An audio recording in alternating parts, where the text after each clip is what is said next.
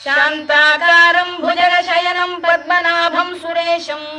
विश्वाधारं गगनसदृशं मेघवर्णं शुभांगम् लक्ष्मीकान्तं कमलनयनं योगिधृध्यानगम्यं वन्दे विष्णुं भवभयहरं सर्वलोकैकनाथम् मेघश्यामं पीतकौशेयवासं श्रीवत्साङ्कं कौस्तुभोद्भासिताङ्गम् पुण्योपेतं पुण्डरीकायताक्षं विष्णुं वन्दे सर्वलोकैकनाथम् नमः समस्तभूतानामादिभूताय भूभृते अनेकरूपरूपाय विष्णवे प्रभविष्णवे सशङ्खचक्रं सकिरीटकुण्डलं सपीतवस्त्रं सरसीरुहेक्षणं